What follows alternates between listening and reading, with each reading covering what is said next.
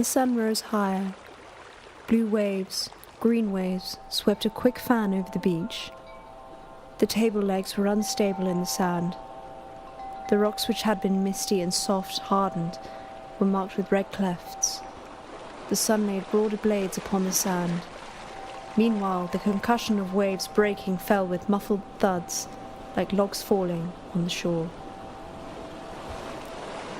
Do you recall that horrible ceremony of going to school for the first time? I mean, handshaking with your father, the waving. Horrible. That boy's going to school for the first time, said the housemaid cleaning the steps. Horrible. You mean when we were separated? I remember you swinging your bag as you walked. I will follow Bernard, because he is not afraid. Yes, I remember. London crumbling behind us. Neville, Louis and I. And then there being a white church and a canal, open spaces with asphalt paths and a hill striped with red houses. The train slows and lengthens as we approach London, the centre, and my heart draws out too in fear, in exultation. I was going to say that. Well, why didn't you? My uncle is the best shot in England. My cousin is master of foxhounds, everyone boasted.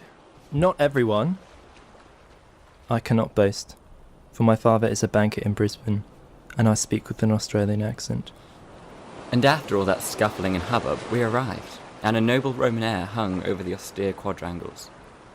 There's a library where I shall explore the exactitude of the Latin language, and step firmly upon the well-laid sentences, and pronounce the explicit, the sonorous hexameters of Virgil, or Lucretius. I shall lie too in the fields among the tickling grasses. You remember the headmaster, of course. Old Crane, the headmaster. He had a nose like a mountain at sunset and a blue cleft in his chin. He swayed slightly, mouthing out his tremendous and sonorous words. I love tremendous and sonorous words. That was our first night at school, apart from our sisters. Actually, I remember that day too. Miss Lambert wore an opaque dress that fell in a cascade from her snow-white ruffle as she sat under a picture of Queen Alexandra. That was my first night away from home. I hated the smell of pine and linoleum, and the wind-bitten shrubs and the sanitary tiles. I hated the cheerful jokes and the glazed look of everyone. Sat down in the middle of the room on a gilt chair. Susan, Rhoda, you don't remember, do you? I remember we unpacked in our dormitories and sat, dressed in brown serge under maps of the entire world. But here I am nobody. I have no face. You're callous, unfriended. I will seek out a face, a composed, a monumental face, and will endow it with omniscience, and wear it under my dress like a talisman. I feel insignificant, lost, but exultant. All here is false. All is meretricious. I left my squirrel and my doves for the boy to look after.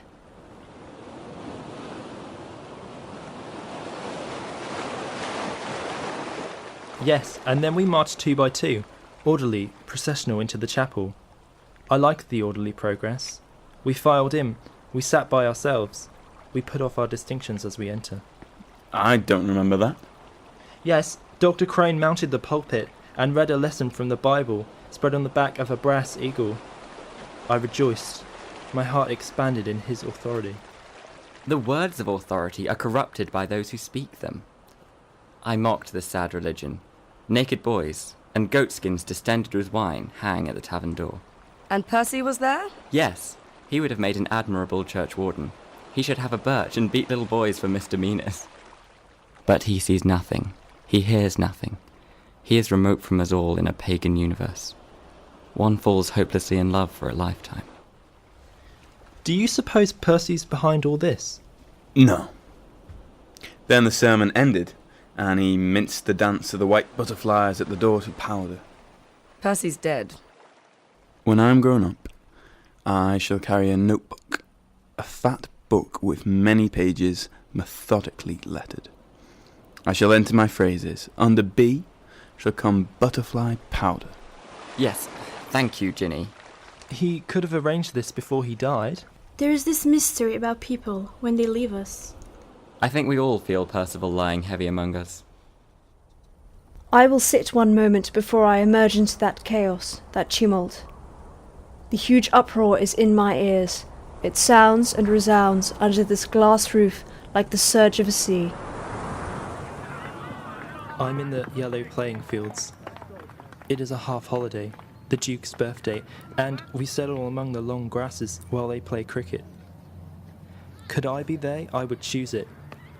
I would buckle on my pads and stride across the playing field at the head of the batsmen. Look now how everybody follows Percival. He is heavy. He walks clumsily down the field, through the long grass, to where the great elms trees stand. Well, you are dead now, I say. School day, hated day. How marvellous. At home, the hay waves over the meadows. My father leans upon the stile, smoking, as the summer air puffs along empty passages. Some old picture perhaps swings on the wall. A petal drops from the rose in the jar. The farm wagons strew the hedges with tufts of hay. All this I see, I always see, as I pass the looking glass on the landing, with Jinny in front and Rhoda lagging behind. Jinny dances. Jinny always dances. Come on, Susan. Rhoda? What are you doing? No, I'm not here. I have no face. I shift and change, and I'm seen through in a second. They are one, my body and my head. Look the way I move my head and ripple all around my body. I leap like one of those flames that run and cracks on the earth. I move, I dance. I never cease to move and dance. I catch fire even from a woman's cold eyes. Come along, let's not sit and dream of plants and rocks and fish. Susan, don't cry. Rhoda, look happy. Let's not dream. Will you tie this bow for me, Jinny? Ugh, Susan will help you. Done. Rhoda, you are looking pale in this light. I find that month by month, things are losing their hardness. Even my body now lets the light through. My spine is soft like wax near the flame of the candle. I dream. Ugh, I must throw myself on the ground and pant. I'm out of breath with running. We must go to tea now. Wait, though. Let me talk. The bubbles are rising like the silver bubbles from the floor of a saucepan, image on top of image. I cannot sit down like Rhoda or Louis. I must open the trapdoor and let out these linked phrases. I will tell you the story of the doctor. Bernard's stories amuse me at the start, but when they tail off absurdly and he gapes, twiddling a bit of string, I feel my own solitude. Yes, what is this? What is this circus poetry? This is just a weird blur. What are words?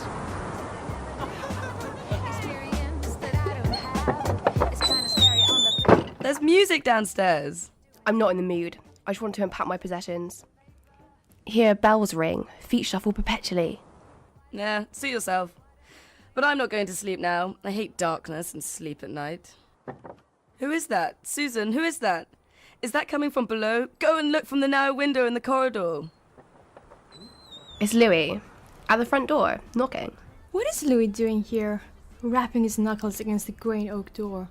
There are hours and hours before I can put out the light and lie suspended on my bed. Where is he? No, there's no one there. Vanished? There's no one there, Susan. I'm going back to our room. Rhoda? Rhoda's in... here. Where is Rhoda now? Gone too? Never mind. Come along, Susan. Do you like my white dress with this necklace? Rather brilliant, don't you think? I care not for dresses. I don't want to be admired. Ask the looking glass. Now, what is that sound? The diamonds of the imperial crown blaze on my forehead. I hear the roar of the hostile mob as I step out onto the balcony. I am your empress, people. My attitude is one of the defiance. I am fearless. I conquer. Rhoda is on the balcony. A bow is blocking you seeing her. She's shaking her fist. What? She'll get blown away. We are world asunder.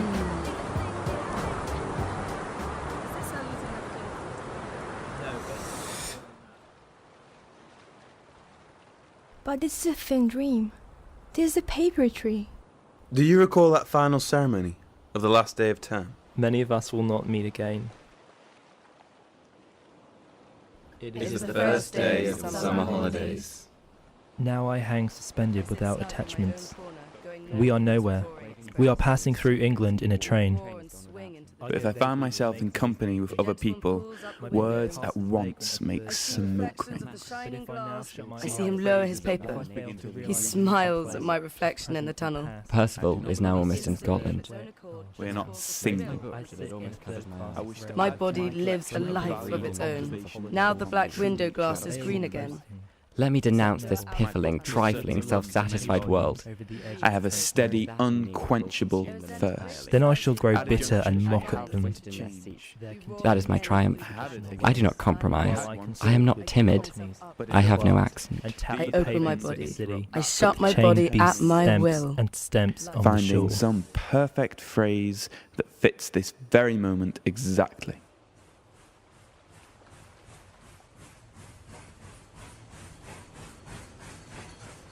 I step out onto the platform, grasping tightly all that I possess. One bag,